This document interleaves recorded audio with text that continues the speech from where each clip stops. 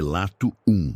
Esse primeiro caso chegou aqui da Carmen Lúcia, de 52 anos, moradora de Ituiutaba, lá em Minas Gerais. E olha, quando ela mandou essa história, eu li 3 vezes porque tem coisa aí que faz a gente questionar tudo que a gente acha que sabe sobre esse mundo. A Carmen conta que em 2019, ela e o marido, o José Roberto, decidiram realizar um sonho antigo. Comprar uma casa no interior para passar os finais de semana. Sair um pouco do corre-corre da cidade. Eles encontraram uma propriedade linda, numa cidadezinha chamada Santa Vitória, pertinho da divisa com São Paulo. Casa antiga, daquelas de fazenda mesmo, com varanda grande, pé direito alto, portas largas de madeira maciça. O terreno tinha uns 5.000 metros, com pomar nos fundos. Um córrego pequenininho passando na lateral. E muita, mas muita tranquilidade. O preço estava bom demais, na real. Tão bom que a Carmen até estranhou. A proprietária anterior, uma senhora já de idade chamada Dona Geralda, morava em Uberlândia e tinha herdado aquela casa de uma tia. Ela praticamente implorou para Carmen e José Roberto levarem a propriedade. Disse que não conseguia cuidar, que estava longe demais, que precisava vender logo.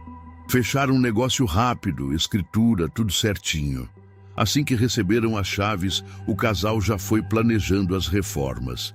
A casa tinha uma estrutura boa, mas estava precisando de uma mão de tinta, consertar umas telhas, trocar o piso de 2 cômodos que estavam rachados, essas coisas.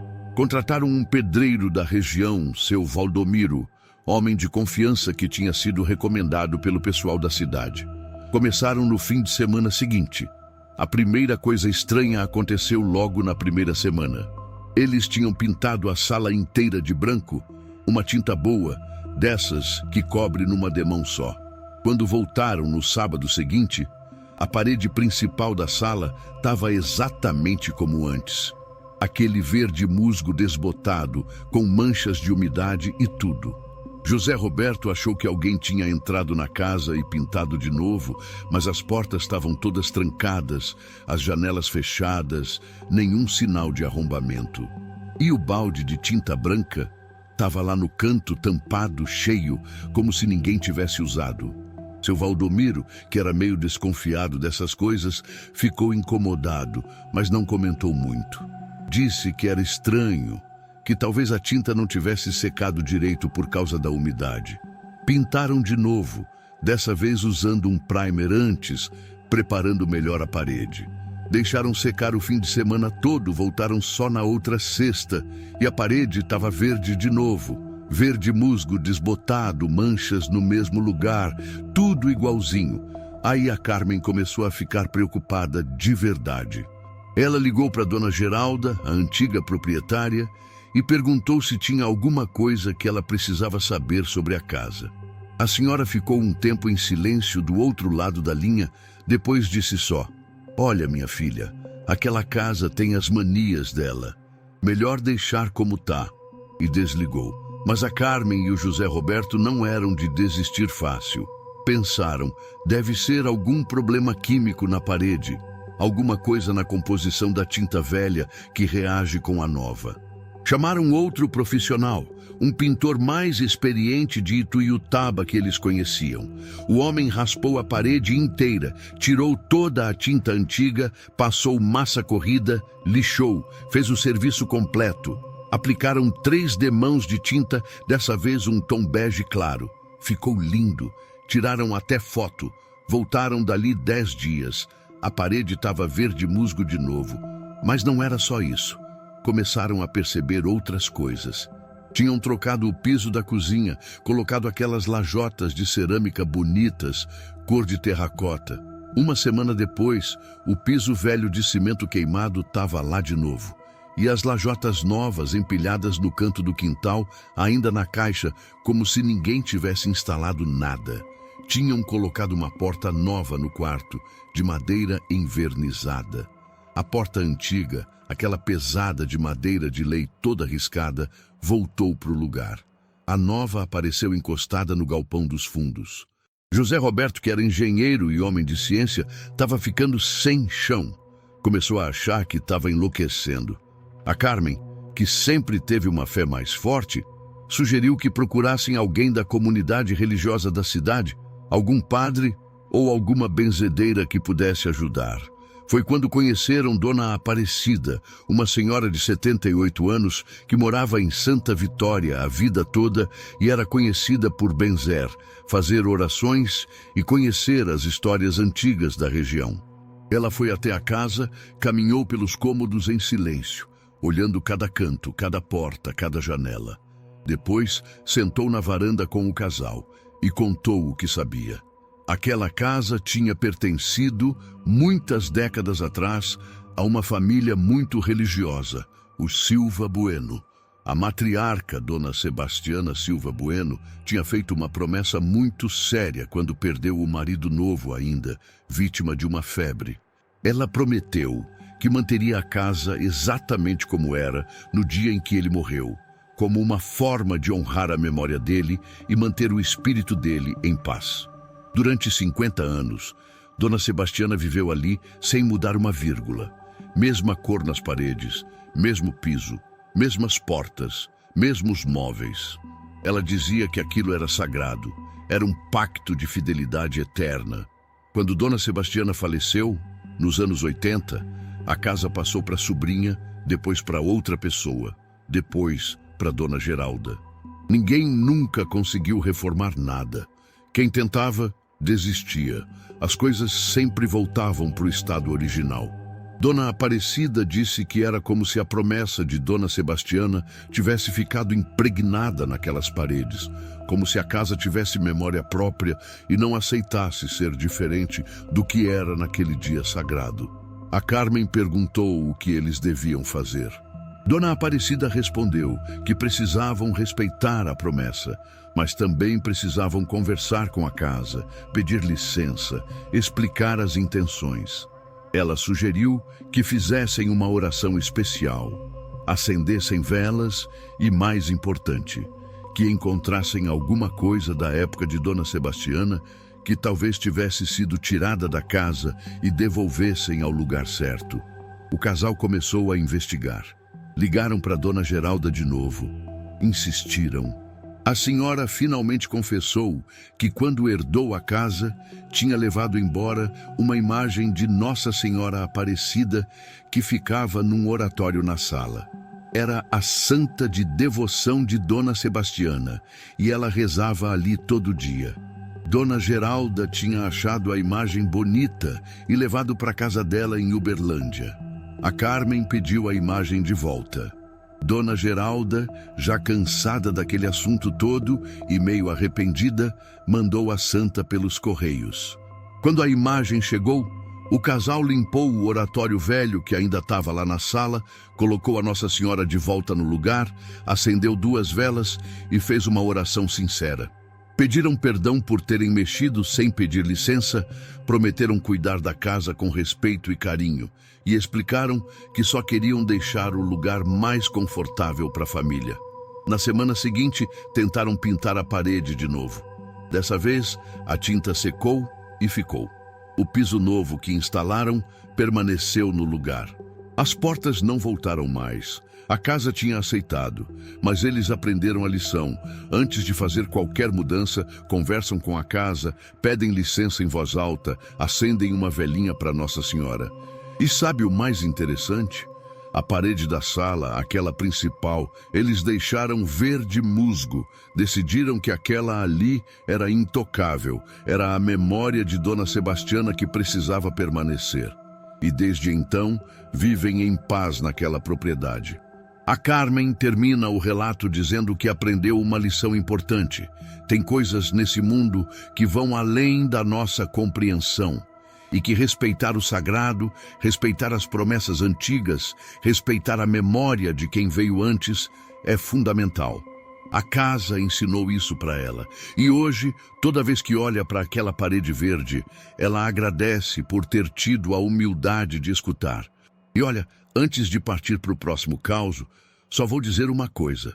Se você já teve alguma experiência parecida, alguma coisa que não se explica na sua casa, antes de partir para o próximo caos, só vou dizer uma coisa. Se você já teve alguma experiência parecida, alguma coisa que não se explica na sua casa, na casa da avó, lá no sítio, conta pra gente nos comentários. O próximo relato também vai mexer com suas certezas, pode acreditar. Relato 2. Esse segundo caos veio do Marcelo Henrique, 41 anos, que mora em Piumhi, também em Minas Gerais. E, gente, quando ele mandou essa história pro canal, confesso que fiquei uns dias pensando nela. É daquelas coisas que parecem impossíveis, mas que tantas pessoas já viveram situações parecidas que a gente não tem como duvidar. O Marcelo conta que cresceu na roça, numa propriedade da família que tinha sido passada de geração em geração. A casa era simples, de taipa, mas aconchegante. E no quintal dos fundos tinha um poço muito antigo, daqueles de pedra, com mais de 100 anos, que foi cavado pelo bisavô dele, seu Joaquim. O poço sempre foi a fonte de água da família, mesmo depois que colocaram o encanamento da rua, porque a água dele era gelada, limpinha, melhor que qualquer outra. Em 2021, o Marcelo voltou para a casa da família com a esposa, a Juliana, e os 2 filhos pequenos. Ele tinha perdido o emprego na cidade por causa da pandemia e decidiram ir morar no sítio por um tempo, ajudar a mãe dele, que já estava com idade, plantar umas coisas, viver de um jeito mais simples. No começo foi difícil, muita adaptação, os meninos estranham a falta de internet boa, essas coisas, mas aos poucos foram se ajeitando. Foi a Juliana quem percebeu primeiro a coisa estranha no poço. Ela estava estendendo roupa no varal, que ficava perto do poço, quando ouviu uma voz vindo de dentro dele. Uma voz baixinha, quase como um sussurro, mas clara, e a voz tinha dito: "Panela no fogo". Ela achou esquisito, olhou em volta, não tinha ninguém. Pensou que tinha sido impressão, vento batendo nas folhas, essas coisas, mas aí lembrou que tinha deixado uma panela de feijão no fogão, a lenha lá dentro. Correu e, de fato, a água estava quase secando mais um pouco e o feijão ia queimar. Ela contou para o Marcelo, mas ele meio que riu, disse que devia ter sido coincidência, que ela tinha se lembrado sozinha e achou que tinha ouvido uma voz. Juliana ficou meio chateada, mas deixou para lá. Dias depois, foi a vez do Marcelo. Ele estava tirando água do poço com o balde no fim da tarde, quando escutou nitidamente uma voz que parecia vir lá do fundo, meio abafada, mas inconfundível. Porteira aberta. Ele largou a corda do balde na hora, saiu correndo para o pasto e viu que, de fato, a porteira estava aberta. As vacas ainda não tinham saído, mas estavam quase. Se demorasse mais 10 minutos, iam invadir a plantação do vizinho e ia dar problema sério. Aí o Marcelo começou a ficar inquieto. Chamou a mãe, Dona Lucimar, e contou o que tinha acontecido. A senhora ficou em silêncio por um tempo, depois disse que quando ela era criança, nos anos 60, o avô dela, o mesmo seu Joaquim que cavou o poço, dizia que o poço tinha memória, que ele guardava as vozes da família, os avisos, os cuidados, mas ela nunca tinha levado muito a sério, achava que era só um jeito poético do velho falar das coisas. A partir daí, o fenômeno começou a acontecer com mais frequência. Não todo dia, mas toda semana tinha pelo menos uma vez que alguém da família ouvia alguma coisa vindo do poço. E sempre eram avisos úteis, coisas que ajudavam. Chuva vem aí, remédio da hora, galinha no ninho. Pequenas coisas, mas que faziam diferença no dia a dia da roça. O mais impressionante aconteceu numa tarde de novembro. A Juliana estava sentada na varanda, costurando um remendo numa calça, quando ouviu uma voz diferente vindo do poço. Não era o sussurro de sempre. Era uma voz mais firme, mais antiga e dizia: "O pé de manga". Só isso. Ela ficou sem entender, mas alguma coisa nela disse para ir até o velho pé de manga que ficava perto do galinheiro. Quando chegou lá, viu que uma das galinhas tinha se enroscado numa cerca velha que estava caída e estava se debatendo, quase enforcada. ela soltou a bicha a tempo. Naquela noite, Dona Lucimar chamou todo mundo para conversar. Ela disse que tinha feito umas pesquisas, conversado com gente antiga da região e descobriu uma história que nunca tinha sido contada direito na família. Seu Joaquim, o bisavô que cavou o poço, tinha um costume. Todo dia, antes do sol raiar, ele ia até o poço, tirava o primeiro balde de água do dia e ficava ali conversando. Conversava com Deus, conversava com os antepassados, conversava com a própria terra. Ele agradecia pela água, pedia proteção para a família, dividia as preocupações. Fazia isso todo dia, durante mais de 50 anos. Dona Lucimar disse que o poço tinha virado um lugar sagrado por causa disso, que toda aquela fé, toda aquela conversa diária tinha deixado alguma coisa ali. E agora, na hora que a família mais precisava, o poço estava devolvendo o cuidado, estava avisando, estava protegendo do jeito que podia. O Marcelo perguntou se tinha alguma coisa que eles deviam fazer. Dona Lucimar disse que sim, honrar a tradição, retomar o costume de agradecer pela água, de conversar com o poço, de cuidar dele com respeito, e foi o que fizeram. Todo dia, de manhã cedinho, antes de começar os trabalhos, um da família ia até o poço, tirava o primeiro balde de água e agradecia. Às vezes era o Marcelo, às vezes a Juliana, às vezes Dona Lucimar. Eles falavam das dificuldades, dos medos, dos planos e pediam proteção. Aí aconteceu o episódio mais marcante de todos. Era março de 2022 e o Marcelo estava planejando uma viagem para Belo Horizonte para tentar resolver uns documentos de trabalho, ver se conseguia uma nova oportunidade. Ele ia sair de manhã bem cedo, pegar estrada. Na véspera, estava terminando de arrumar as coisas quando a Juliana veio correndo. Ela disse que tinha escutado uma voz no poço, mais alta que o normal, quase um grito dizendo: "Não vai amanhã." Só isso, não vai amanhã. O Marcelo ficou sem saber o que fazer. Ele precisava ir, era importante. Mas a Juliana insistiu, disse que nunca tinha ouvido o poço falar daquele jeito, com tanta urgência. Ele decidiu confiar, adiou a viagem para 2 dias depois. No dia seguinte, o dia que ele ia viajar originalmente, teve um acidente sério na BR-381, aquela que liga o interior de Minas a BH. Um caminhão perdeu o freio na serra, bateu em vários carros, bloqueou a estrada o dia inteiro. Se o Marcelo tivesse ido no horário que tinha planejado, ele ia estar bem no meio daquilo. Não dava para saber se ia se machucar ou não, mas o risco era real. Quando ele soube do acidente, sentou no chão e chorou. Chorou de alívio, chorou de gratidão. Chorou porque percebeu que tinha alguma coisa muito maior cuidando daquela família. Naquela noite, ele foi até o poço, sozinho, ajoelhou na beirada e agradeceu de coração. Disse que ia cuidar daquele lugar pelo resto da vida, que ia passar a história para os filhos, para os netos, para quem viesse depois. Desde então, o Marcelo diz que a relação da família com o poço mudou. Não é mais só um lugar de tirar água. É um lugar de conexão, de escuta, de gratidão. As vozes ainda aparecem de vez em quando, sempre com avisos pequenos, mas importantes. E eles aprenderam a ouvir, a confiar, a respeitar. Marcelo termina o relato dizendo que a gente vive num mundo que quer explicar tudo, que quer ter controle de tudo. Mas tem mistérios que não precisam ser explicados. Tem coisas que a gente só precisa aceitar com humildade e agradecer. O poço ensinou isso para ele e ele carrega essa lição todo dia. E olha, esse tipo de história mexe com a gente, não mexe? Já vou avisando que o terceiro causo vai trazer um mistério diferente, que envolve um som que muita gente do interior já ouviu, mas nunca conseguiu explicar direito. Fica aí. Relato 3. Esse terceiro relato chegou aqui da Rosângela Aparecida, 47 anos, moradora de Passa Quatro, lá no sul de Minas Gerais.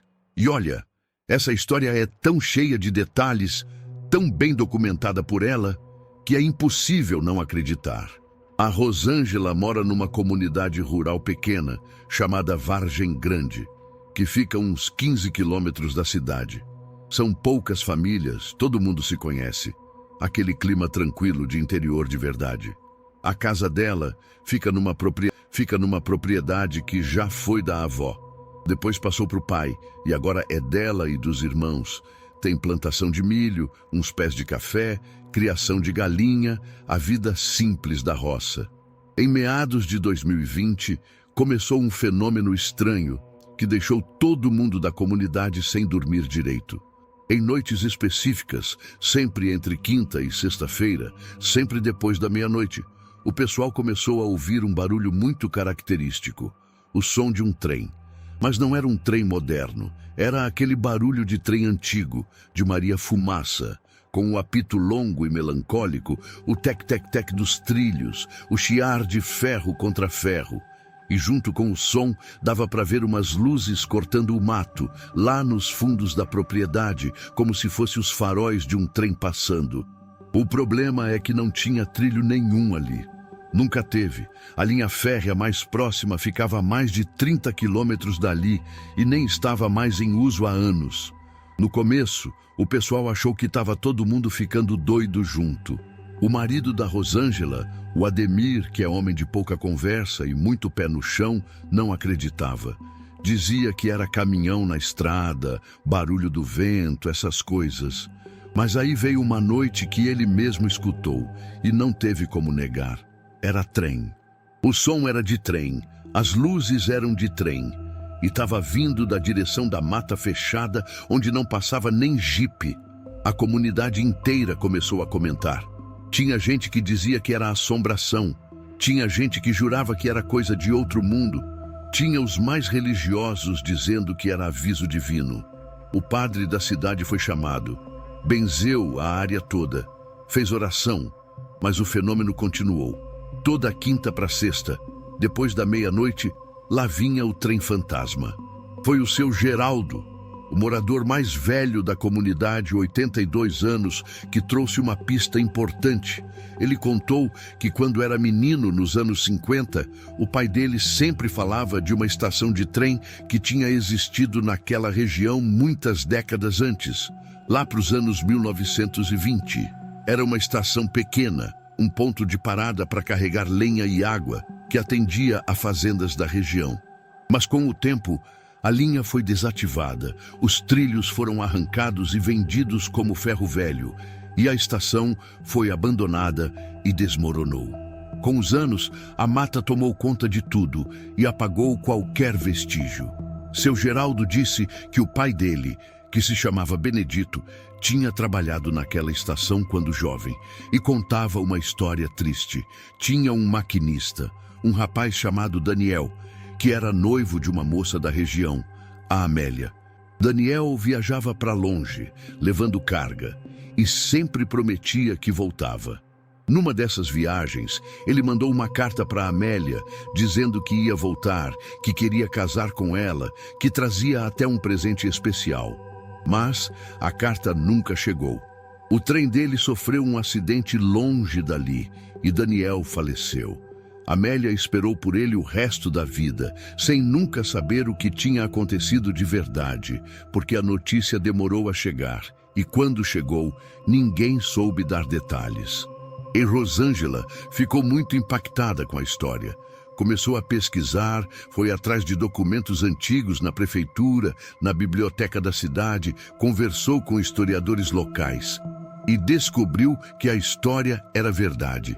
Tinha até registro de um acidente ferroviário em 1926, que vitimou 3 funcionários, e um deles era Daniel Augusto de Souza, maquinista. Tinha também o registro de uma Amélia dos Santos, que nunca se casou e viveu na região até os anos 80. O mais incrível é que a Rosângela descobriu que a carta que Daniel tinha enviado para a Amélia realmente tinha se perdido.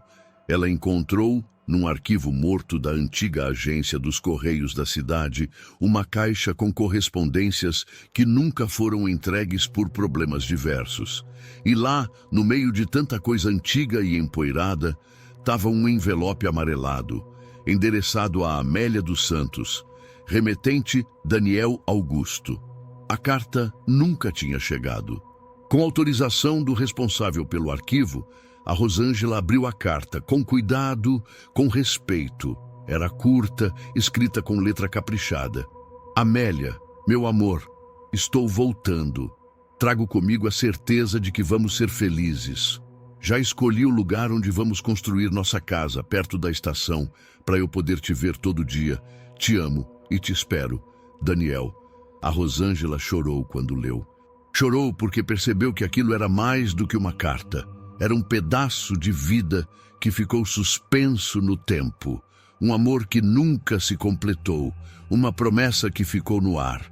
Ela conversou com o padre, conversou com seu Geraldo, conversou com o pessoal da comunidade e decidiram fazer uma coisa bonita. Organizaram uma celebração simples. Numa quinta-feira à noite, reuniram as famílias, acenderam velas e foram até o lugar onde a estação antiga devia ter ficado, que hoje é só mato e terra batida. Lá, a Rosângela leu a carta em voz alta para todo mundo ouvir e depois, com muito cuidado, colocou a carta dentro de uma caixa de madeira e enterrou ali, naquele lugar, como se estivesse finalmente entregando a mensagem ao destino. Fizeram uma oração, pediram paz para as almas de Daniel e Amélia, pediram que o amor deles finalmente descansasse e voltaram para casa. Naquela noite, uma quinta-feira, o trem não passou. Pela primeira vez em meses, a comunidade dormiu em silêncio. Não teve apito, não teve som de trilho, não teve luzes na mata. E nunca mais voltou. Desde aquele dia, já faz mais de 2 anos, o fenômeno nunca mais aconteceu. A Rosângela diz que sente que fizeram a coisa certa, que a carta chegou de um jeito misterioso, de um jeito que só Deus explica. E que Daniel e Amélia, onde quer que estejam, finalmente estão em paz. Ela termina o relato dizendo que a gente precisa cuidar das histórias antigas, cuidar da memória de quem veio antes. Porque às vezes o que parece assombração é só um pedido de ajuda, é só uma coisa que ficou incompleta e precisa ser resolvida. E quando a gente tem a sensibilidade de escutar e de ajudar, até o impossível encontra o seu lugar. E olha, essa história me arrepiou quando eu li pela primeira vez. E aposto que você também está aí pensando nas coisas que acontecem e a gente não entende. Mas agora vem o último causo da noite. E esse aqui é de tirar o fôlego. Presta atenção. Relato 4. Esse último relato veio do Tiago Augusto, 35 anos, morador de São Sebastião do Paraíso, também aqui em Minas. E olha, quando ele mandou essa história, eu reli umas 5 vezes porque parece ficção, parece roteiro de filme, mas ele jura que aconteceu exatamente assim. O Tiago conta que em junho de 2023, ele e a namorada na época, a Amanda, foram convidados para uma festa junina tradicional num distrito rural chamado Guardinha, que fica uns 25 quilômetros da cidade. A festa era famosa na região, acontecia todo ano na Praça da Igrejinha, com barraquinhas, quadrilha, fogueira, forrozinho ao vivo, aquela coisa gostosa de interior mesmo. Eles chegaram lá umas 7 da noite. Tava um clima lindo, céu estrelado, todo mundo animado. Tinha muita gente conhecida, pessoal da família do Tiago, amigos, aquele encontro bom de festa tradicional. Compraram fichas, foram nas barraquinhas, comeram pastel, batata doce, tomaram quentão. E banda começou a tocar, e o povo foi pro meio da praça dançar. Lá pelas 9 da noite, o Tiago e a Amanda resolveram andar um pouco pela festa, ver as barraquinhas mais afastadas. Foi quando encontraram um senhor, vendendo uns artesanatos de madeira, umas esculturas pequenas. O homem era simpático, cabelo todo branco, olhos claros, e tinha uma voz mansa. Ele ofereceu para Amanda uma esculturinha de um casal dançando. Disse que era um presente que não precisava pagar. A Amanda agradeceu, pegou a peça e eles seguiram. Dali uns 15 minutos, aconteceu uma coisa estranhíssima. O Tiago percebeu que eles estavam passando pelas mesmas barraquinhas de novo. Mas não era só voltar para o mesmo lugar. Era tudo idêntico. As mesmas pessoas nos mesmos lugares. A banda tocando a mesma música. O padre saindo da igreja com a mesma expressão no rosto. Ele comentou com a Amanda, meio rindo, que estava tendo uma sensação de déjà vu forte. Saindo da igreja com a mesma expressão no rosto. Ele comentou com a Amanda, meio rindo, que estava tendo uma sensação de déjà vu forte. Ela concordou. Disse que estava sentindo a mesma coisa. Resolveram ignorar. Acharam que era só cansaço e foram comer um milho cozido. Sentaram num banquinho de madeira perto da fogueira. A banda terminou a música e o vocalista anunciou no microfone. E agora vem aquele forró que todo mundo adora, pessoal. E começou a tocar. Eles comeram um milho, conversaram um pouco e quando levantaram para jogar os sabugos no lixo, aconteceu de novo. Eles estavam de volta nas mesmas barraquinhas, vendo as mesmas pessoas, e a banda estava anunciando de novo. E agora vem aquele forró que todo mundo adora, pessoal. A mesma frase, o mesmo tom de voz, a mesma música começando. Aí o Tiago sentiu um frio na espinha. Ele olhou para o celular para ver que horas eram. Mas o celular tinha travado. Marcava sempre 21h12. Ele perguntou para Amanda que horas eram no celular dela. Também travado, 21h12. Ele começou a ficar nervoso, disse que tinha alguma coisa muito errada acontecendo. Amanda, que sempre foi mais calma, sugeriu que tentassem fazer alguma coisa diferente. Que talvez, se eles mudassem o padrão, o ciclo quebrasse. Eles então foram em direção oposta, para o lado da igreja, onde não tinham ido antes. Quando chegaram perto da porta, viram o mesmo senhor do artesanato, o de cabelo branco, parado ali. Ele olhou para eles e disse com aquela voz mansa: "Tem alguma coisa que vocês esqueceram de fazer. Quando lembrarem, a noite continua." O Tiago perguntou o que era, mas o senhor só sorriu e sumiu na escuridão, como se tivesse se dissolvido no ar. Eles ficaram ali, sem saber o que fazer. Amanda segurava da esculturinha de madeira que tinha ganhado e ficava olhando para ela, pensativa. Foi quando ela lembrou de uma coisa. Mais cedo naquele dia, antes de saírem para a festa, ela e o Tiago tinham brigado. Uma briga boba, por causa de ciúme, por causa de uma situação mal interpretada.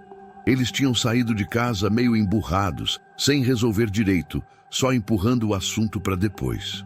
E durante a festa, nenhum dos dois tinha tocado no assunto. Estavam só fingindo que estava tudo bem. Amanda olhou para o Tiago e disse: "A gente precisa resolver aquilo." E ela pediu desculpas. Disse que tinha exagerado, que tinha sido orgulhosa, que amava ele e não queria guardar mágoa. O Tiago, meio surpreso, meio emocionado, também pediu desculpas. Disse que tinha errado, que devia ter sido mais claro, mais honesto. Eles se abraçaram ali, na frente da igreja, e pela primeira vez naquela noite, se beijaram de verdade, sem fingimento, sem peso. E aí tudo mudou. A música da banda continuou, mas para o próximo verso, o pessoal nas barraquinhas se moveu, começou a fazer coisas diferentes. O tempo destravou. O Tiago olhou para o celular e marcava 21h34. 22 minutos tinham se passado desde o primeiro loop. Eles ficaram ali, abraçados, tentando entender o que tinha acontecido. A Amanda sugeriu que procurassem o senhor do artesanato, mas quando voltaram na barraquinha dele, não tinha ninguém. E ninguém da festa parecia lembrar de um senhor vendendo artesanato. Era como se ele nunca tivesse existido. O Tiago diz que nunca entendeu direito o que aconteceu naquela noite. Se foi coisa espiritual, se foi um aviso, se foi uma lição do universo, ele não sabe. Mas ele sabe que aquilo mudou a vida dele e da Amanda. Mudou porque eles perceberam que guardar rancor, fingir que tá tudo bem quando não tá, deixar orgulho falar mais alto que o amor, são coisas que prendem a gente, que fazem a gente viver em loop, repetindo os mesmos erros, os mesmos padrões. Depois daquela noite, eles combinaram uma coisa. Toda vez que tivesse um problema, iam resolver na hora, com conversa franca, com perdão verdadeiro, sem empurrar para depois, sem deixar coisa mal resolvida. E hoje, 3 anos depois, eles são casados e vivem bem. E sempre que passa a época de festa junina, eles voltam para a guardinha, mas nunca mais viram o senhor de cabelo branco. Nunca mais encontraram aquela esculturinha de madeira que sumiu misteriosamente da bolsa da Amanda depois daquela noite. O Tiago termina dizendo que acredita que existem forças maiores nesse mundo que às vezes nos dão um empurrãozinho para a gente acertar o caminho. E que a gente precisa estar aberto, precisa ter humildade para reconhecer os erros e coragem para consertar. Aquela noite ensinou isso para ele, e ele é grato, mesmo sem entender tudo. Relato 5. Bom, vamos para o próximo relato aqui, que chegou de um rapaz que conhece essas estradas de chão como a palma da mão. Ou pelo menos achava que conhecia. Esse relato veio do Valdecir, 42 anos, motorista de caminhonete, lá de Presidente Prudente, interior de São Paulo. O Valdecir trabalha fazendo frete entre fazendas, levando ração, adubo, ferramenta, essas coisas. Conhece cada curva, cada porteira, cada árvore torta daquelas estradas vicinais que cortam o cinturão verde da região. Era uma quinta-feira de março, céu limpo, sol começando a baixar lá para as 5:30 da tarde. Valdecir tinha acabado de descarregar um lote de saco de milho numa propriedade perto do distrito de Ameliápolis e estava voltando para a cidade pela Estrada do Retiro, uma via de chão batido que ele pegava no mínimo 3 vezes por semana. Estrada reta, com cerca de arame dos 2 lados, pasto de um lado, plantação de mandioca do outro e lá no meio do caminho uma figueira velha que todo mundo usa de referência. Valdecir ligou o rádio, colocou uma moda de viola, acendeu um cigarro de palha e tocou a caminhonete tranquilo. A estrada estava boa, sem poeira demais, e ele conhecia cada metro daquilo. Passou pela porteira da Fazenda Santa Rita, passou pelo curral abandonado, viu a placa meio caída escrito "Devagar, gado na pista", tudo normal. Aí, de repente, ele percebeu uma coisa estranha. A figueira não estava onde deveria estar. Ele franziu a testa, olhou para o retrovisor, olhou para frente de novo. A cerca continuava dos 2 lados, mas agora era cerca nova, de mourão tratado. E não aquela cerca velha de aroeira que ele conhecia. O pasto à direita tinha virado um capinzal alto, daqueles que ninguém roça faz tempo. E a mandioca do lado esquerdo sumiu.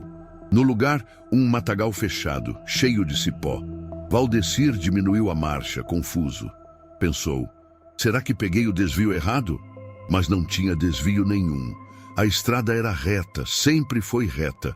Ele olhou para o conta-quilômetros. Tinha rodado uns 4 quilômetros desde a última fazenda. Estava na hora de aparecer o cruzamento com a estrada de asfalto, mas não aparecia. Em vez disso, a estrada continuava, e ele não reconhecia mais nada. O coração começou a bater mais rápido. Valdecir desligou o rádio. O silêncio era pesado. Só o ronco do motor e o rangido da suspensão. Ele passou por uma porteira que nunca tinha visto, toda pintada de azul, com um nome de fazenda que ele não conhecia. Passou por um açude que não existia. Passou por uma capelinha pequena de tijolo à vista, com uma cruz de madeira na frente, e aquilo também não estava ali antes. Valdecir parou a caminhonete no meio da estrada. Desligou o motor.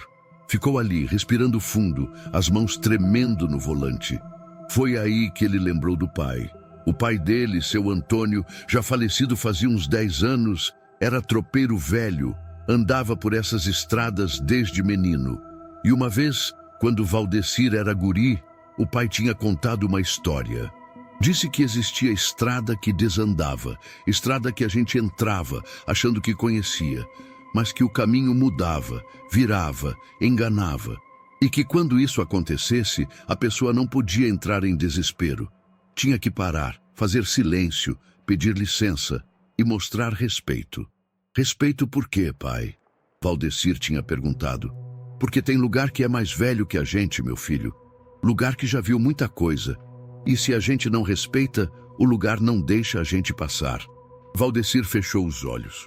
Respirou fundo 3 vezes. Fez o sinal da cruz, devagar, e falou baixinho. Com licença, seja lá quem está tomando conta daqui. Eu só quero passar. Não vim fazer mal. Não vim desrespeitar. Só quero voltar para casa. Silêncio.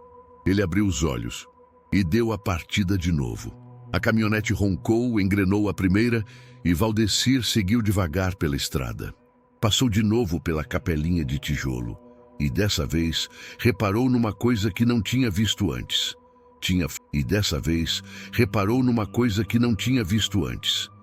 flores frescas no pé da cruz. Margaridas do campo, ainda com orvalho. Continuou. A cerca foi mudando de novo. O capinzal sumiu. A mandioca voltou. E lá na frente, maravilha das maravilhas, apareceu a figueira velha, bem no lugar de sempre. Valdecir soltou o ar que nem sabia que estava segurando. Mais uns 200 metros e ele viu a placa. Presidente Prudente, 12 quilômetros. O cruzamento com o asfalto estava logo ali. Ele encostou a caminhonete no acostamento, desligou o motor de novo e ficou ali sentado, suando frio, as mãos ainda tremendo. Quando chegou em casa, não contou para ninguém. Tomou banho, jantou quieto, foi dormir. Mas no sábado seguinte, ele voltou naquela estrada, dessa vez de dia claro, de propósito. Queria achar aquela capelinha, queria entender. Rodou, rodou, rodou e não achou. Achou a figueira, achou a cerca velha, achou o curral abandonado. Mas a capelinha de tijolo, com a cruz e as margaridas, não estava em lugar nenhum. Até que, conversando com um senhor velho que morava perto do Ameliápolis, Valdecir descobriu uma coisa. Antigamente, uns 50, 60 anos atrás, tinha existido uma capelinha naquela região, sim. Foi erguida por uma família de colonos que perdeu um filho num acidente de charrete. Eles fizeram uma promessa: construir um lugar de reza para proteger quem passasse por ali. A capelinha ficou de pé uns 20 anos, mas foi abandonada quando a família se mudou. Com o tempo caiu, virou mato, e hoje ninguém sabe mais onde ficava exatamente. Mas o povo antigo jura que, de vez em quando, a capelinha aparece para quem está perdido. E que se a pessoa parar, respirar e pedir licença com respeito, o caminho se abre de novo. Valdecir mandou esse relato aqui para o canal com uma mensagem no final. Ele disse assim: Vô, eu dirijo nessas estradas faz mais de 20 anos. Conheço cada palmo, mas naquele dia eu não conhecia mais nada. E eu só voltei porque lembrei do meu pai, do respeito, da humildade. Tem coisa que a gente não explica. Tem lugar que é sagrado, mesmo sem placa, mesmo sem cerca. E tem proteção que a gente só sente quando está perdido de verdade. Eu acredito no Valdecir. E acredito que tem estrada, sim, que muda de lugar. Não por maldade, mas para ensinar. Para lembrar a gente que nem tudo é só volante e acelerador. Tem hora que é fé, respeito e silêncio. Relato 6. Agora eu vou contar para vocês uma história que parece até coisa de filme antigo, mas juro por Deus que foi assim que chegou aqui para o canal. E é daquelas que deixa a gente pensando, será que tem coisa que a gente capta no ar, que não é dessa dimensão que a gente conhece? Esse relato veio da dona Marilene, 56 anos, moradora de São João do Triunfo, no Paraná. Dona Marilene vive numa chacrinha pequena com o marido, o Wilson, e a filha mais nova, a Jéssica, que na época tinha uns 23 anos. Vida simples, trabalho na terra, criação de galinha, horta, um pedaço de eucalipto no fundo. Gente boa, gente de fé. A história começa em agosto de 2022, inverno bravo daqueles que o Sul conhece bem.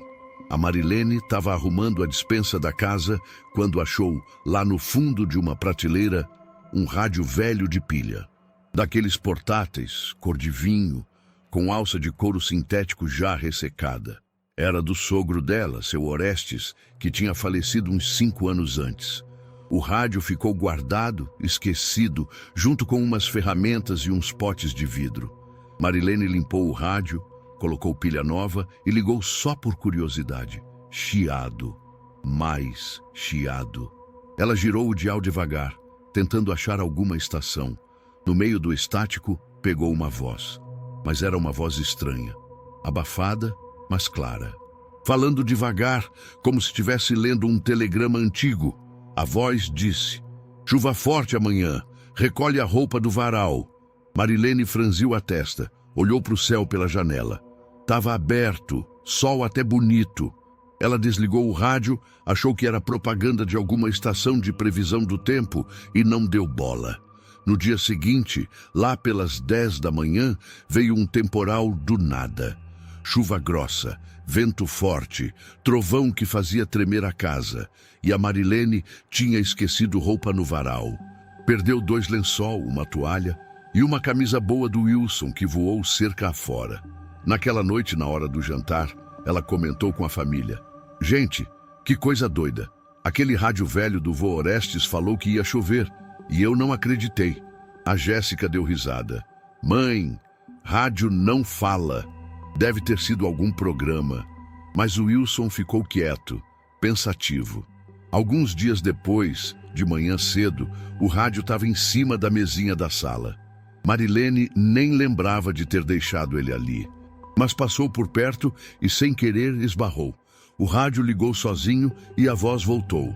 "Não compra a ração do Zé Luiz. Tá misturada com serragem." Marilene gelou. Zé Luiz era o nome do vendedor de ração que passava de caminhonete pela região. Ela já tinha combinado de comprar um saco naquela tarde.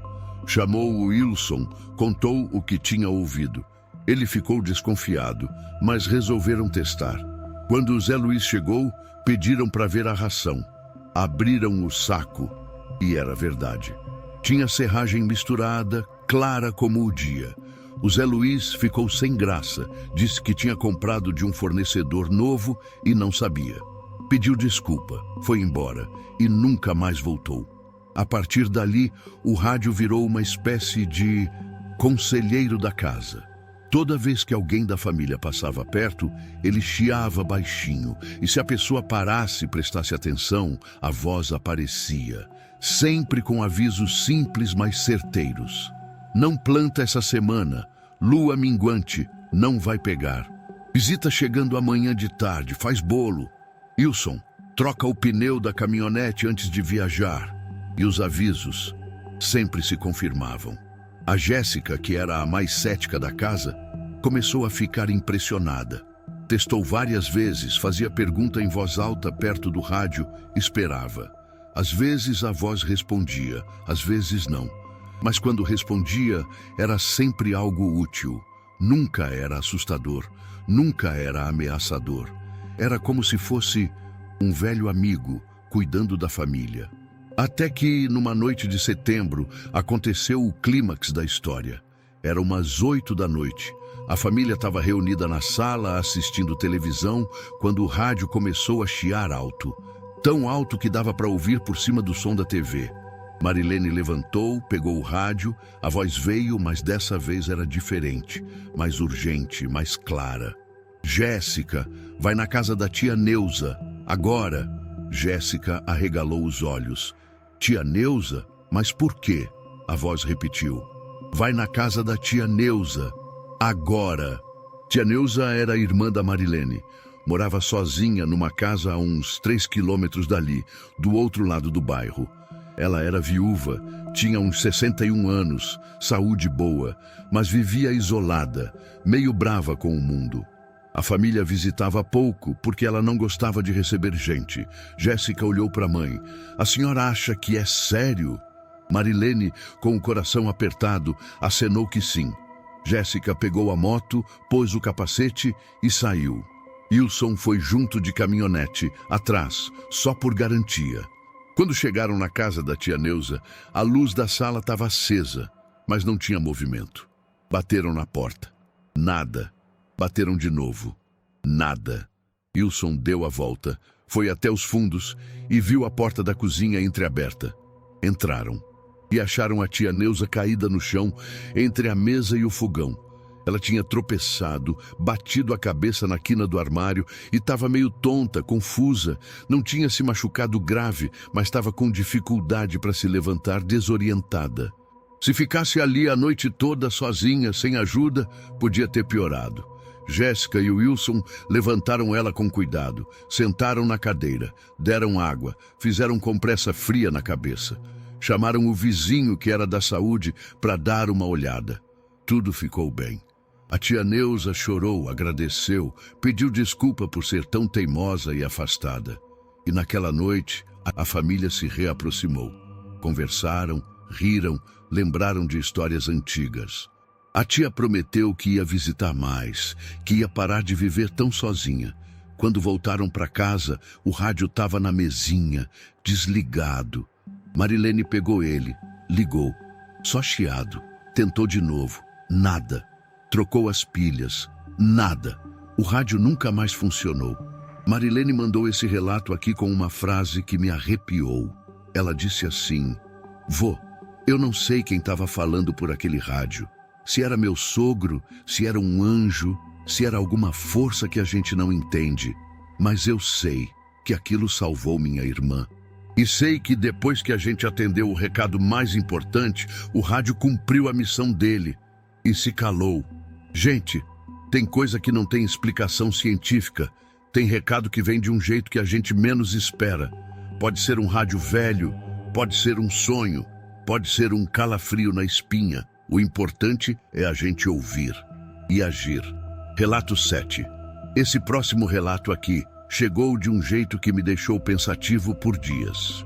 É daquelas histórias que misturam mistério com emoção e que no final deixa a gente com um aperto no peito bom, sabe? Do tipo que faz a gente acreditar que tem força maior zelando pela gente. Quem mandou foi o Ronaldo, 48 anos, agricultor lá de Itapeva, interior de São Paulo. O Ronaldo cuida de um sítio que pertence à família dele faz 3 gerações. Terra boa, produz milho, feijão, abóbora.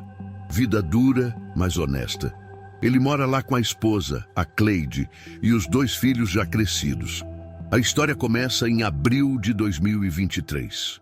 O Ronaldo estava preparando a área para plantar uma roça nova de milho num pedaço de terra que tinha ficado uns 2 anos parado. Era um talhão meio afastado, perto da divisa com a propriedade vizinha, cheio de passarinho que atacava a semente assim que era plantada. Então, como todo agricultor de respeito faz, ele decidiu colocar um espantalho. Arrumou roupa velha, uma calça jeans surrada do filho, uma camisa xadrez que já tinha sido dele mesmo, um chapéu de palha furado. Encheu de capim seco, amarrou num cabo de enxada fincado no chão e pronto. Espantalho feito, braços abertos, cara de espantalho. Ronaldo deixou ele ali, virado para a plantação, e foi cuidar de outros afazeres. No dia seguinte, quando voltou para começar a plantar, ele achou estranho. O espantalho estava virado de lado, o braço direito apontando para uma direção diferente. Apontava para o canto do talhão, onde tinha uma moita de bambu e umas pedras grandes. Ronaldo pensou que tinha sido o vento, ou algum bicho que esbarrou. Endireitou o espantalho de novo, braços abertos, e foi plantar. Na manhã seguinte, mesma coisa. O espantalho estava virado e apontando de novo para o mesmo canto, para o mesmo lugar. O braço esticado, firme, a mão de pano apontando. Ronaldo começou a achar aquilo curioso. Chamou o filho. Vitor, você mexeu no espantalho? Não, pai. Por que eu ia mexer? Porque ele está virando sozinho. O Vitor deu risada, mas foi lá ver e confirmou. O espantalho estava de novo apontando para o canto das pedras. Ronaldo, sem saber o que pensar, deixou assim. Se o espantalho quer ficar apontando, que aponte, pensou, e continuou a lida. Mas a coisa não parou. Toda manhã, o espantalho estava em posição diferente, sempre apontando. Sempre para o mesmo lugar. Aí um dia a Cleide comentou, Ronaldo, você não acha estranho isso?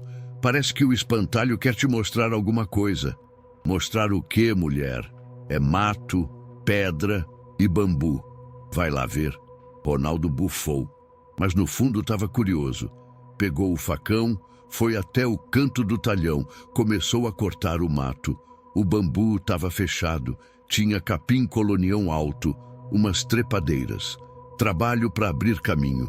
E então, no meio das pedras, entre as raízes de um bambuzal velho, ele viu uma caixa de madeira, pequena, retangular, com tampa, cheia de cupim, mas ainda inteira. Ronaldo sentou no chão, limpou a caixa com a mão e abriu. Dentro tinha um terço antigo, de contas de madeira escura, um papel dobrado, já amarelado, e uma aliança de ouro, simples. Ronaldo pegou o papel, abriu devagar, com medo de rasgar.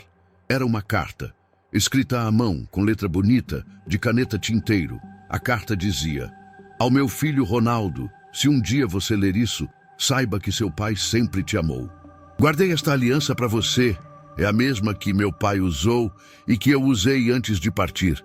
Cuide da terra, cuide da família e nunca esqueça, a gente planta para o futuro, mesmo quando não vê a colheita. Com amor eterno, seu pai, Alcides. Ronaldo ficou sem ar. Seu Alcides, o pai dele, tinha morrido quando ele tinha 14 anos. Acidente com trator, morte rápida, inesperada. Ronaldo lembrava dele todo dia, mas nunca tinha tido muita coisa pessoal do pai. Naquela época, a família era pobre, tinha vendido quase tudo para pagar as dívidas. Mas a aliança... Ronaldo nunca soube que o pai tinha guardado a aliança do avô. E aquela carta, aquelas palavras. Ele sentou ali, no meio do mato, com a caixa no colo e chorou feito criança. Levou a caixa para casa, mostrou para Cleide e para os filhos. A família inteira se emocionou. A aliança passou a ser usada pelo Vitor, o filho mais velho, que ia casar no ano seguinte. O terço foi para Cleide, que reza todo dia. E a carta foi emoldurada, colocada na parede da sala. E o espantalho? Desde que Ronaldo achou a caixa, ele nunca mais mudou de posição.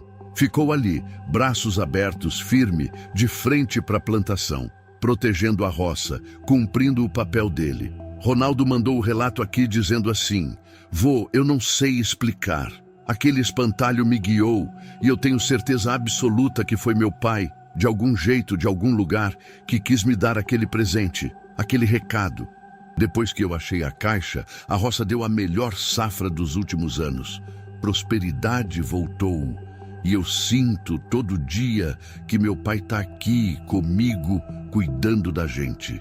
Eu acredito, Ronaldo. Eu acredito que tem pai que mesmo depois que parte, continua zelando. Continua plantando amor, esperança, força e usa o que tiver à mão para mandar recado. Até espantalho. Relato 8. E para fechar o vídeo de hoje, eu trouxe uma história que é emocionante demais, gente. É daquelas que a gente ouve e sente a presença de Deus, a força do amor que continua, que não acaba, que atravessa o véu que separa esse mundo do outro. Essa história veio da dona Geralda, 71 anos, moradora de Piumhi, Minas Gerais. Dona Geralda é viúva faz 6 anos. O marido, seu Valdemar, foi o amor da vida dela. Casaram novos, criaram 4 filhos, tocaram uma vida inteira juntos naquela casa de alpendre largo, pé de jabuticaba no quintal, vista para a serra. Depois que o Valdemar partiu, Dona Geralda continuou morando sozinha. Os filhos quiseram que ela fosse morar com um deles, na cidade, mas ela recusou. Disse que não conseguia sair daquela casa, que ali tinha a memória de tudo que ela viveu de bom. Ela manteve a rotina de sempre. Acordava cedo, fazia café às 5:30 da manhã, sentava no alpendre com a xícara quente na mão e ficava ali, vendo o dia clarear.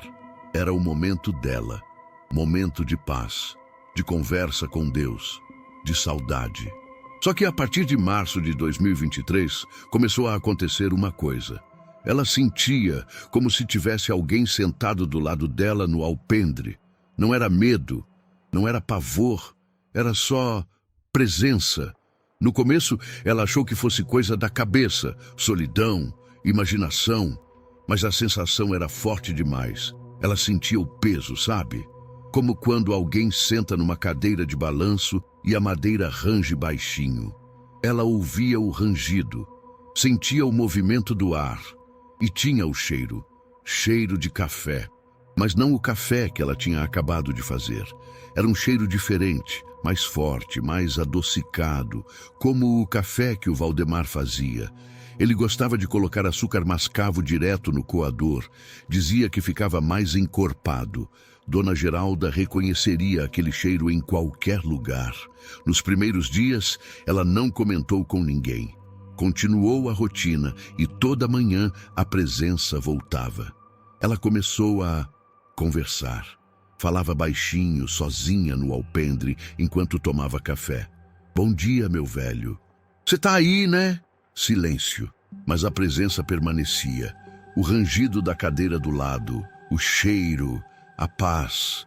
Dona Geralda começou a se sentir acompanhada de novo, menos sozinha, e até pegou o costume de fazer 2 xícaras de café, uma para ela, uma para ele.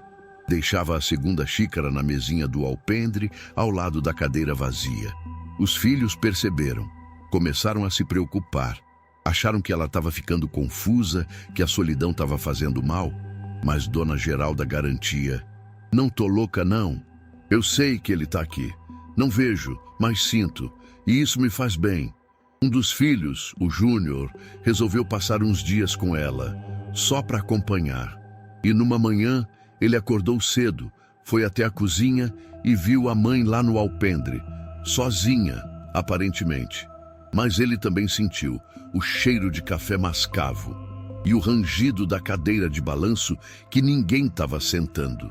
Júnior ficou parado na porta, arrepiado. Mas não era arrepio de medo, era arrepio de reverência, como se ele tivesse testemunhado algo sagrado. Ele voltou para dentro. Não comentou nada com a mãe naquele momento, mas à noite, no jantar, ele disse: Mãe, eu senti também. De manhã, eu acho que o pai está mesmo por perto. Dona Geralda sorriu, os olhos marejados. Eu sei que tá, meu filho. Eu sei. A partir dali, a presença se tornou parte da vida dela. E mais, começou a guiá-la, porque Dona Geralda estava enfrentando um dilema enorme. Um primo distante tinha feito uma proposta de compra da propriedade. Oferta boa, dinheiro suficiente para ela viver tranquila até o fim da vida, sem aperto. Os filhos achavam que ela devia vender, que era perigoso ficar sozinha naquela casa grande, longe de tudo. Mas Dona Geralda não conseguia decidir. Aquela terra era tudo. Era a história dela, do Valdemar, dos filhos. Vender parecia trair a memória. Ela passou semanas naquela angústia e toda manhã sentava no alpendre, tomava café e desabafava. Falava sozinha, mas sabia que ele estava ouvindo. Valdemar, eu não sei o que fazer. Me ajuda, meu velho. Me dá um sinal. E numa manhã de junho, aconteceu. Dona Geralda acordou, fez o café, sentou no alpendre. A presença veio, como sempre. O rangido, o cheiro. Mas dessa vez, ela ouviu. Não foi voz, não foi som claro. Foi um sussurro no coração. Uma certeza que tomou conta dela, do nada. A certeza era: fica. Simples assim. Fica. Ela sentiu uma paz descer, uma tranquilidade que não sentia faz tempo. E naquele momento, olhando a serra, com a xícara de café nas mãos e a presença ao lado, Dona Geralda decidiu. Não ia vender, ia ficar. Chamou os filhos, avisou da decisão, eles respeitaram e combinaram que iam se revezar para visitar mais, para ela não ficar tão só. Mas Dona Geralda sabia que nunca esteve realmente sozinha. Desde então, a rotina continua. Todo dia, 5:30 da manhã. Café no alpendre, 2 xícaras, uma para ela, uma para ele. E a presença continua ali. Menos frequente, talvez. Mas toda vez que Dona Geralda precisa, toda vez que o coração aperta, ela sabe que ele vem. No relato que ela mandou, Dona Geralda escreveu assim: Vô, eu vivi 45 anos com aquele homem, de café pronta. Até lá, eu fico aqui, na casa que a gente construiu, na terra que a gente amou. Porque amor de verdade não acaba, só muda de forma. Gente, eu não tenho palavras. Essa história me pegou no fundo da alma, porque mostra que o amor é eterno, que tem laço que nem a morte quebra, e que às vezes Deus permite que aqueles que a gente ama voltem, de um jeito suave, invisível, mas real, só para dizer, eu tô aqui, eu não te deixei sozinha. Relato 9. Esse relato aqui que eu vou contar agora chegou para o canal de um jeito que me deixou com o coração apertado por dias. É daquelas histórias que a gente ouve e fica pensando, será que existe mesmo uma linha invisível que conecta a gente com coisas que nossos olhos não enxergam? Será que tem lugar que guarda memória, que guarda alma? Quem mandou essa história foi o Sebastião, 54 anos, criador de gado leiteiro lá de Além Paraíba, Minas Gerais. O Sebastião é homem simples, de pouca palavra, mas de coração enorme. Trabalha numa fazenda que pertence à família da esposa dele, a Lucimar, faz uns 30 anos.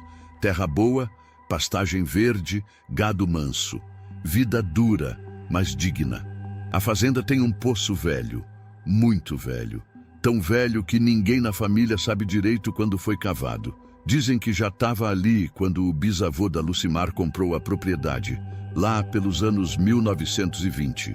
É um poço fundo, de pedra, com borda de tijolo vermelho desgastado pelo tempo, coberto por uma tampa de madeira pesada para ninguém cair dentro. Fica num canto do terreiro, debaixo de uma mangueira centenária, meio escondido, meio esquecido. Ninguém usa mais aquele poço faz décadas. A fazenda tem água encanada, tem caixa d'água, tem poço artesiano moderno. O poço velho virou só parte da paisagem, uma lembrança dos tempos antigos. De vez em quando, as crianças da família chegavam perto, espiavam pela fresta da tampa, jogavam pedrinhas só para ouvir o som da água lá embaixo. Eco fundo, úmido, que dava um frio na espinha. A história começa em outubro de 2022. O Sebastião estava passando por um momento difícil. A Lucimar tinha descoberto um nódulo na mama, tinha feito exames e estava esperando o resultado da biópsia. Aqueles dias de espera foram um inferno. Sebastião tentava ser forte na frente dela, mas por dentro estava destroçado de medo. Medo de perder a mulher, medo de ficar sozinho, medo de não saber cuidar das 3 filhas sem ela. Ele parou de dormir direito. Passava as noites em claro, olhando para o teto, rezando, negociando com Deus. De dia, trabalhava no automático, o corpo funcionando, mas a cabeça longe, presa naquele pavor que não dava trégua. Numa tarde de sábado, Sebastião estava sozinho na fazenda. E Lucimar tinha ido na cidade com as meninas fazer compras, e ele tinha ficado para dar conta de uns reparos no curral. Terminou o trabalho, mas não quis entrar em casa. A casa vazia só aumentava a angústia. Então, ele pegou um banquinho de madeira, sentou debaixo da mangueira, perto do poço velho, e ficou ali, fumando um cigarro, tentando acalmar a mente. O sol estava baixando, a luz ficando dourada. Aquela hora bonita do fim de tarde. Sebastião olhou para o poço, para a tampa de madeira velha e, de repente, sentiu vontade de abrir. Não sabe por quê. Foi um impulso. Ele levantou, empurrou a tampa pesada para o lado e olhou para dentro. Escuridão profunda, o cheiro de terra molhada, de musgo, de coisa antiga. Lá embaixo, muito longe, o brilho fraco da água. Silêncio completo. Só o vento nas folhas da mangueira. E então, sem pensar, Sebastião falou, em voz alta, como se tivesse alguém lá embaixo ouvindo. Eu tô com medo. A voz dele ecoou pelo poço. Desceu, desceu, desceu e voltou. Mas quando voltou parecia diferente. Mais grave, mais funda, como se tivesse sido devolvida por alguém. Sebastião sentiu um arrepio, mas não parou. Eu não sei o que fazer se eu perder ela. Eu não aguento. De novo, o eco. Mas dessa vez, no meio do eco, ele jurou que ouviu outra coisa. Uma palavra. Ou talvez uma sensação de palavra. como se o poço tivesse respondido: calma. Sebastião deu um passo para trás, o coração batendo forte. Olhou em volta. Ninguém. Só ele, a mangueira, o poço. Achou que tinha sido imaginação, coisa da cabeça cansada. Mas a sensação ficou. A sensação de que tinha sido ouvido. Ele fechou a tampa, voltou para o banquinho e ficou ali até escurecer. E pela primeira vez em semanas, sentiu uma pontinha de paz. Nos dias seguintes, Sebastião voltou ao poço. Sempre sozinho, sempre no fim da tarde. Abria a tampa, olhava para dentro e falava. Desabafava. Contava o medo, a angústia, a fé que estava tentando manter. E toda vez tinha o eco. E toda vez, no meio do eco, vinha aquela sensação de resposta. Não era voz clara, não era frase completa. Era mais como um sopro, uma palavra solta. Um sentimento que subia do fundo junto com o som. Um dia ele disse: eu prometi que se ela ficar boa, eu vou reformar a capela lá da estrada. E o eco trouxe: cumpre. Outro dia: eu tenho medo de não ser forte o suficiente. Eco: és. Sebastião começou a acreditar que aquele poço era especial. Que tinha algo ali, algo antigo, algo que ouvia, que zelava. Talvez fosse a memória de quem cavou aquele buraco décadas atrás, do suor e da fé daqueles homens. Talvez fosse a terra, a água, a alma do lugar. Ele não sabia, mas sentia, e o poço virou confidente. Até que chegou o dia do resultado da biópsia. Sebastião e Lucimar foram juntos no médico. Sentaram na sala de espera, mãos dadas, mudos de pavor. Quando o médico chamou, Sebastião sentiu as pernas fraquejarem. Entraram no consultório. O médico abriu a pasta, olhou para os dois e sorriu. Benigno. Não é câncer. É um nódulo benigno sem risco. Vamos acompanhar, mas a senhora está fora de perigo. Lucimar desabou em lágrimas. Sebastião abraçou ela e também chorou. Chorou de alívio, de gratidão, de felicidade tão grande que doía no peito. Quando voltaram para a fazenda já era noite. As meninas tinham ficado com a avó. A casa estava vazia, silenciosa. Lucimar foi direto para o quarto, exausta de emoção, mas Sebastião não conseguiu dormir. Ele pegou uma lanterna, saiu para o terreiro e foi até o poço. Abriu a tampa. A luz da lanterna iluminou a boca escura, o vazio profundo. Ele ficou ali, de pé, olhando para baixo e falou: obrigado. O eco desceu e quando voltou, Sebastião ouviu, claro, nítido, impossível de confundir, uma voz. Não era a dele, era outra, mais velha, mais cansada, mais cheia de carinho. A voz disse: de nada, meu filho, vai e cumpre tua promessa. Sebastião ficou paralisado, a lanterna tremia na mão dele. Ele esperou, mas a voz não voltou. Só o silêncio, só o vento, só a água lá embaixo, quieta, eterna. Ele fechou a tampa devagar, como quem fecha a porta de uma igreja, e voltou para casa. No dia seguinte, Sebastião procurou o padre da paróquia, contou da promessa e começou a organizar a reforma da capela da estrada. Juntou dinheiro, pediu ajuda de vizinhos, mobilizou a comunidade. Em 3 meses, a capelinha estava de pé de novo. Pintada, telhado novo, porta nova, imagem de Nossa Senhora no altar. E no dia da bênção da capela, Sebastião levou a Lucimar e as 3 filhas. A família inteira. Rezaram juntos, acenderam vela, agradeceram. Depois da missa, Sebastião voltou sozinho para a fazenda. Foi até o poço. Abriu a tampa mais uma vez e disse: eu cumpri. Silêncio. Mas um silêncio diferente. Um silêncio de contentamento, de tarefa cumprida. Sebastião fechou a tampa e nunca mais voltou a abrir. Não porque tivesse medo, mas porque sabia que não precisava mais. O poço tinha dado o que ele precisava. Tinha ouvido, tinha respondido, tinha amparado. E agora a missão estava cumprida. Sebastião mandou esse relato aqui para o canal dizendo o seguinte: vô, eu sei que tem gente que vai achar que eu enlouqueci, que foi coisa da minha cabeça. Mas eu sei o que eu ouvi. Eu sei o que eu senti. Aquele poço velho que ninguém liga mais, que está ali esquecido, ele me salvou. Ele me segurou quando eu estava caindo.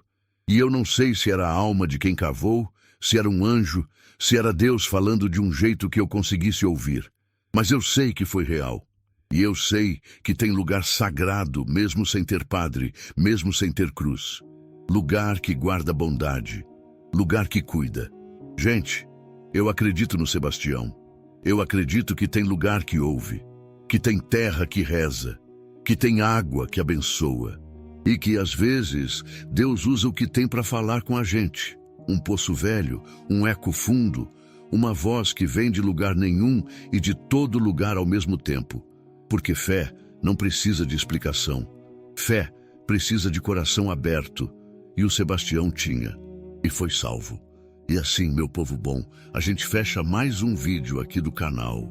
Eu quero saber de vocês. Qual dessas histórias mexeu mais com o coração de vocês? Foi a do Valdecir, que se perdeu na estrada e só achou caminho com respeito? A da dona Marilene e o rádio que mandava recado? A do Ronaldo e o espantalho que guiou ele até o presente do pai? Ou a da dona Geralda, com a